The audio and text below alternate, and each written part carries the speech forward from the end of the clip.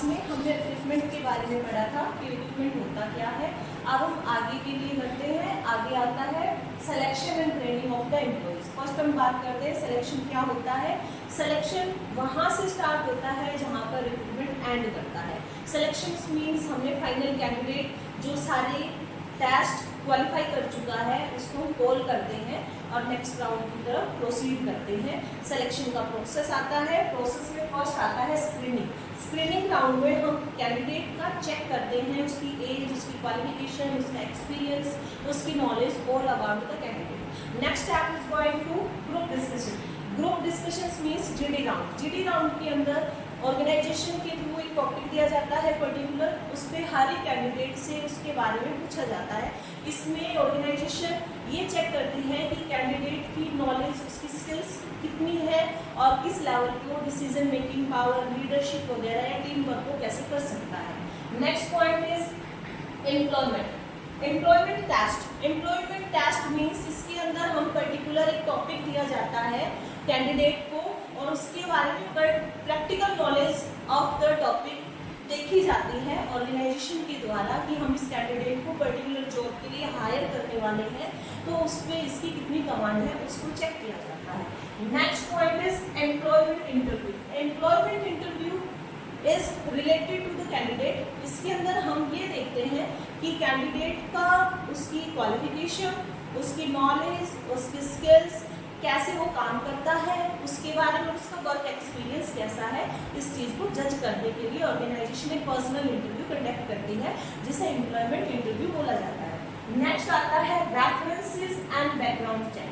References and background check means कि जहाँ से हमें रेफरेंस मिला है, जहाँ से हमने कैंडिडेट को सेलेक्ट किया है, उसको हम गो थ्रू करते हैं।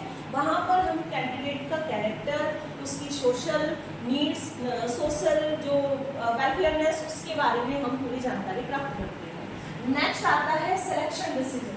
सिलेक्शन डिस्कशन मीन्स इसके अंदर जो हमारी मैनेजमेंट होती है उनका पर्सनल ओपिनियन होता है कि जिस कैंडिडेट को हम हायर करने वाले हैं पर्टिकुलर जॉब के लिए, क्या उस जॉब के लिए वो फिट करता है, इस बारे में डिस्कशन की जाती है पूरी ऑर्गेनाइजेशन के साथ। नेक्स्ट आता है आपका मेडिकल एग्जामिनेशन। जब आप सारे राउंड क्लियर कर चुके होते हो, सेकेंड लास्ट स्टेप आता है medical examination. Medical examination means इसमें ये चेक किया जाता है कि कैंडिडेट को कोई डिजीज तो नहीं है, किसी चीज़ से कोई प्रॉब्लम तो नहीं है। इफ़ है तो वो हमारी ऑर्गेनाइजेशन के लिए कोई प्रॉब्लम तो क्रिएट नहीं करने वाली है, उसका फिजिकल फिटनेस चेक किया जाता है। नेक्स्ट आता है contract of employment. Contract of employment means होता है इसमें एम्प्लॉय के साथ कॉन्ट्रैक्ट किया जाता है, उसको ऑर्गेनाइजेशन की सारी डिटेल्स बताई जाती है कि वर्किंग आवर्स क्या रहेगा, आपका सैलरी पैकेज क्या रहेगा, आपको अलाउंसेस कितने दिए जाएंगे, इन और चीज़ों के बारे में डिस्कशन किया जाता है। वहीं पर हमारा सिलेक्शन राउंड क्लियर होता है। Next is training of the employees means increase the knowledge and skills. Next topic is training of the employees. When we select the employees, we going through the training of the employees. Training means the knowledge and skills of the employees increase by the giving a particular training. Training employees की skills और knowledge को increase करती है according to specific job. अब बात करते हैं कि फीचर्स ऑफ द ट्रेनिंग की। ट्रेनिंग के फीचर्स कौन कौन से होते हैं। फीचर्स की अगर बात करें तो फर्स्ट आता है expense on training is investment not wastage. अब काफ़ी सोचते हैं कि ट्रेनिंग पर जो पैसा खर्च किया जाता है वो वेस्टेज होती है। नहीं, वेस्टेज नहीं होती है। अगर ऑर्गेनाइजेशन के पॉइंट ऑफ व्यू से देखा जाए तो होता है जो ट्रेनिंग पर पैसा हम लगाते हैं वो इन्वेस्टमेंट का काम करता है, क्योंकि जब भी ऑर्गेनाइजेशन के अंदर कोई मेथड, कोई रूल चेंज होता है तो हमें जो ऑर्गेनाइजेशन के कैंडिडेट्स हैं, एम्प्लॉयज़ हैं, उनको ट्रेन करना होता है। Next point is relates to a special job. हम ट्रेनिंग कब दिलाते हैं, जैसे अगर देखा जाए, फॉर एग्जांपल देखा जाए बच्चों को हम ट्यूशन्स वगैरह दिलाते हैं, कब दिलाते हैं जब बच्चों को कुछ समझ में नहीं आ रहा हो, एक्स्ट्रा नॉलेज हमें देनी हो। इसी तरीके से ऑर्गेनाइजेशन के अंदर होता है। ऑर्गेनाइजेशन में देखा जाता है कि भाई हम जो कोई पर्टिकुलर जॉब जो हम ऑफर कर रहे हैं एम्प्लॉयज़ को, उससे रिलेटेड कोई स्पेशल कोई मेथड सीखना है या फिर कोई सॉफ्टवेयर सीखना है तो उसके बारे में उनको प्रॉपर ट्रेनिंग दिलाई जाती है। Next point is beneficial to both the organisation and employees also. जो ट्रेनिंग है वो दोनों ही पर्पज से बहुत काफ़ी अच्छा होता है। एम्प्लॉयज़ के पर्पज से ये होता है कि उसकी स्किल्स जो है डेवलप हो जाती है, उसकी नॉलेज डेवलप हो जाती है। ऑर्गेनाइजेशन के पर्पज से देखा जाए तो क्या होता है, जब एक स्किलफुल बंदा ऑर्गेनाइजेशन के अंदर काम करता है तो उसका प्रोडक्शन अच्छा होता है और ऑप्टिमम यूटिलाइजेशन ऑफ रिसोर्सेज का वहाँ पर यूज़ किया जा सकता है। नेक्स्ट पॉइंट आता है कॉन्टिन्यूस प्रोसेस। देखो ट्रेनिंग जो है एक कॉन्टिन्यूस प्रोसेस है। ट्रेनिंग कभी भी ये नहीं होता है कि वो बीच में ही खत्म हो जाती है, नहीं। जैसे देखा जाए जो डेवलपमेंट होता है एक पर्टिकुलर टाइम के बाद खत्म हो जाता है। जैसे अगर हम बात करते हैं ह्यूमन बॉडी के अंदर डेवलपमेंट होता है तो एक एज फैक्टर होता है कि 19-20 तक ओल्ड चाइल्ड जो भी बच्चे हैं सबका डेवलपमेंट हो चुका होता है। बट अगर हम ट्रेनिंग की बात करते हैं तो ट्रेनिंग ऑलवेज बर्थ से डेथ तक का काम करता है, क्योंकि हमें हर एक पॉइंट पर ट्रेनिंग लेनी जरूरी होती है, हर एक चीज़ को सीखना जरूरी होता है, जिससे हमारी नॉलेज एक्सपेंड कर जाती है आगे की। नेक्स्ट आता है training and development are different. काफ़ी सोचते हैं कि ट्रेनिंग और डेवलपमेंट बहुत सेम पॉइंट है, बट नहीं। ट्रेनिंग अलग पर्पज होता है और डेवलपमेंट अलग होता है। जैसे मैंने अभी आपको बताया डेवलपमेंट एक पर्टिकुलर टाइम तक चलता है, ट्रेनिंग हमारा लास्ट तक चलता है। हम किसी भी फील्ड में काम करें, हमें हर एक फील्ड में हर एक चीज़ को सीखने के लिए हमें गाइडेंस, एक गाइड की जरूरत होती है। नेक्स्ट आता है training and education are different. Training भी अलग है और एजुकेशन भी अलग है। अगर हम ट्रेनिंग की बात करें तो ट्रेनिंग हमारी जो स्किल्स है उसको और डेवलप करती है, नॉलेज को और ज़्यादा बेहतर बनाने के लिए हम ट्रेनिंग लेते हैं। जैसे देखा जाए जो डेवलपमेंट होता है एक पर्टिकुलर टाइम के बाद खत्म हो जाता है। जैसे अगर हम बात करते हैं ह्यूमन बॉडी के अंदर डेवलपमेंट होता है तो एक एज फैक्टर होता है कि 19-20 तक ओल्ड चाइल्ड जो भी बच्चे हैं सबका डेवलपमेंट हो चुका होता है। बट अगर हम ट्रेनिंग की बात करते हैं तो ट्रेनिंग ऑलवेज बर्थ से डेथ तक का काम करता है, क्योंकि हमें हर एक पॉइंट पर ट्रेनिंग लेनी जरूरी होती है, हर एक चीज़ को सीखना जरूरी होता है, जिससे हमारी नॉलेज एक्सपेंड कर जाती है आगे की। नेक्स्ट आता है training and development are different. काफ़ी सोचते हैं कि ट्रेनिंग और डेवलपमेंट बहुत सेम पॉइंट है, बट नहीं। ट्रेनिंग अलग पर्पज होता है और डेवलपमेंट अलग होता है। जैसे मैंने अभी आपको बताया डेवलपमेंट एक पर्टिकुलर टाइम तक चलता है, ट्रेनिंग हमारा लास्ट तक चलता है। हम किसी भी फील्ड में काम करें, हमें हर एक फील्ड में हर एक चीज़ को सीखने के लिए हमें गाइडेंस, एक गाइड की जरूरत होती है। नेक्स्ट आता है training and education are different. Training भी अलग है और एजुकेशन भी अलग है। अगर हम ट्रेनिंग की बात करें तो ट्रेनिंग हमारी जो स्किल्स है उसको और डेवलप करती है, नॉलेज को और ज़्यादा बेहतर बनाने के लिए हम ट्रेनिंग लेते हैं। दूसरा होता है एजुकेशन। एजुकेशन होता है हमारा जो हम पर्टिकुलर सब्जेक्ट के बारे में पढ़ रहे हैं या ऑल ओवर जो एजुकेशन हमें चाहिए उसके बारे में हम बात कर रहे होते हैं। ट्रेनिंग होता है हमारा कि पर्टिकुलर जॉब के लिए हमें काम करना है तो उसके लिए हमें ट्रेनिंग लेनी होती है। फॉर एग्जांपल अगर ऑर्गेनाइजेशन के अंदर कोई नया सॉफ्टवेयर आता है तो उसको सीखने के लिए हमें ट्रेनिंग लेनी होती है। ठीक है, now we going on importance of training. कि ट्रेनिंग की इम्पोर्टेंस क्या क्या होती है। फर्स्ट आता है improvement in quality and quantity.